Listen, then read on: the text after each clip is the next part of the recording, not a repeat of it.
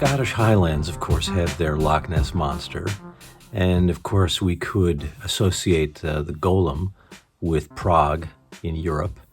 But have you heard of Rhinelander, Wisconsin's Hodag, a creature so frightening and villainous that it struck fear into the hearts of women and children and even broad-shouldered lumberjacks in the 1890s. So today, the episode of Monsterology will be devoted to the Hodag of Rhinelander.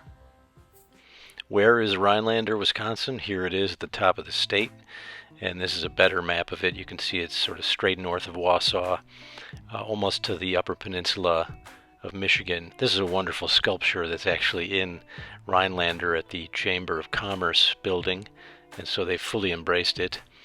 This is the first drawing that we're going to work on, a creepy my version in digital media. And then I went really old school and did a kind of wood block print here of the Hodag. And finally I did a portrait sketch of the master of all this chaos, Eugene Shepard. He's the guy that basically invents the Hodag. So as usual, I'm going to tell you a little bit about the art that I'm making here and how to do it, and also a little bit about our creature for this episode. Here I'm working actually on the digital, in a digital media using the iPad Pro and the Apple Pencil. And what I'm doing here is incredibly crude. I mean, it just looks really childish, but if you draw sort of fast and in this gestural mode, you can get some dynamism later on coming out of the drawing. So it seems sort of like a crude way to begin, but it's just the first establishing of form. And then what you can do in the iPad is you can dial down this whole layer, and it gives you a great template for doing a more detailed and more serious drawing over the top of it, which is what you're going to see me doing right about now. Here you see me dial down the opacity, and then you come back at it and try to do a much more, refined and detailed drawing. I'm still trying to keep this a bit cartoony because, after all, the Hodag is a bit cartoony. So let me tell you a little bit about this creature. He was thought to have been discovered by a timber surveyor, sort of a guy that went out into the old growth forests and analyzed the forests to see whether timber companies should go in there and cut them down. And this was in the 1890s.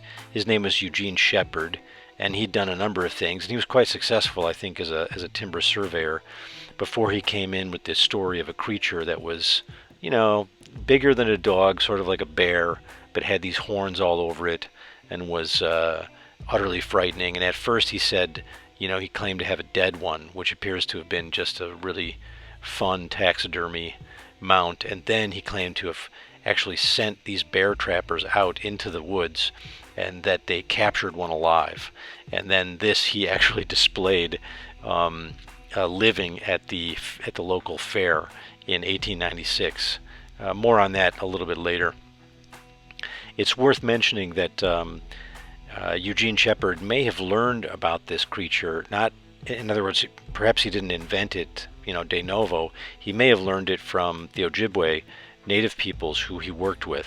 They were often his guides, and he spent a lot of time with Native Americans, and they had a creature that sort of sounded a lot like this, and anthropologists and researchers seem to think that now maybe that's what Shepard did, was he took this old story and then beefed it up and turned it into the Hodag.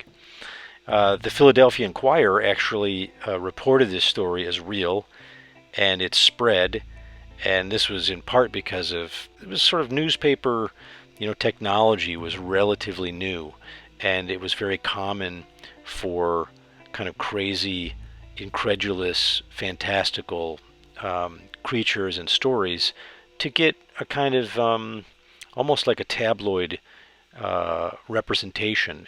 It seemed believable, and there was a sense in which a Darwinian evolution was in the air, and people were thinking about, well, maybe this thing is a kind of throwback, or maybe it's just a creature that we've never discovered before. So credulity was actually kind of reasonable in those days. And some things that Shepard may have wanted to sort of develop a tourism industry around the North Woods, because he feared that the logging industry was damaging the region's old-growth tree population, which was true. And that's a kind of important point. If you can get people coming for tourism to see the Hodag, then the region has a better, more sustainable economic model, perhaps, than cutting all the trees down, obviously.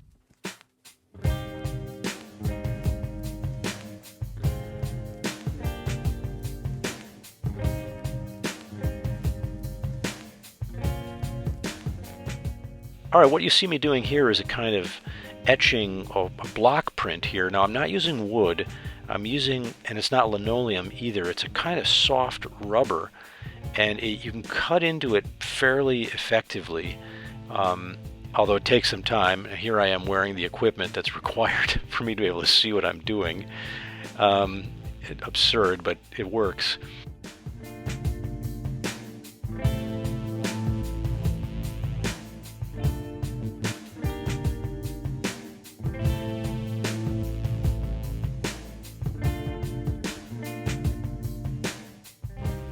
And here you see the actual the block carved as I want it, and now I'm going to essentially start rolling over it with black ink, and it becomes, it's pretty difficult to get this right. I noticed the more I do it, you just have to be patient for the process. When you first do it and you lay down the print, you end up getting too much ink, and it turns into just a black blob. Then you go to the opposite extreme and you have too little ink on your block, and you end up with something that's very vague, and none of the lines are sort of strong and well formed, and you just keep going back and forth between too much and too little and different kinds of paper, and eventually you end up finding just that sweet spot, the relationship between the ink, the block, and the paper. And I eventually found it, but it took, you'll see me here just sort of trying over and over again to get it right. And so if you do this, please be patient with yourself and with the process. Eventually you'll get there. So again, back to the Hodag. In 1896, then, Shepard displayed the live Hodag, which we think was probably just a puppet of some kind. And I think he and his son may have helped him, and they had the thing on wires and kept it sort of far away from the crowd. It was at the Oneida County Fair.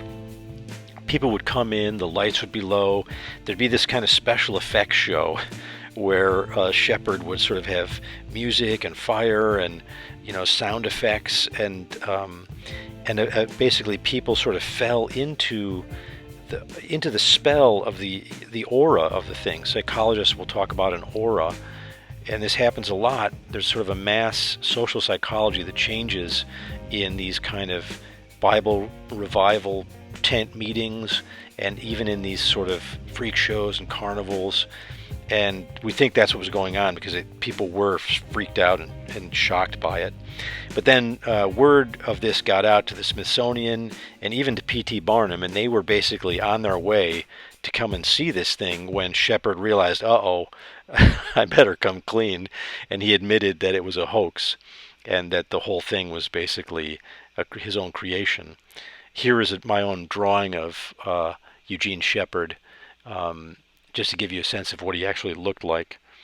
And I think it's just fun that instead of Wisconsiners from Rhineland getting embarrassed and throwing up their hands about the the Hodag, they've actually embraced it fully and enjoy the fact that it was a hoax. And so there's shirts and bars, and every restaurant has a Hodag burger and so forth. But again, a lot of this may be referring back to a more serious creature from the Ojibwe tradition, because there have been paintings or pictograms found at Lake Superior Provincial Park in Ontario, and they look a lot like the Hodag. And this is Misha Pishu, which is a creature of the native peoples of that region. It sort of means underwater panther. And the Algonquin believed that this creature was extremely powerful, a member of the underworld. And the Ojibwe generally considered a sort of ruler over underwater creatures and a kind of guardian of these copper deposits that are in the region.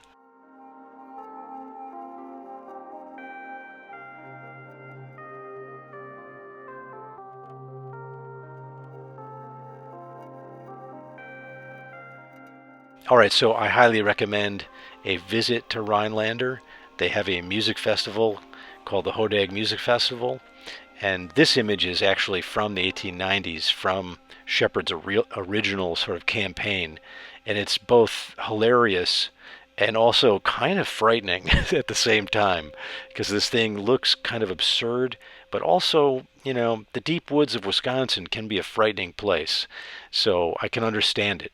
Alright, if you enjoyed this, please hit the subscribe button and come back for more content, and I'll see you next time.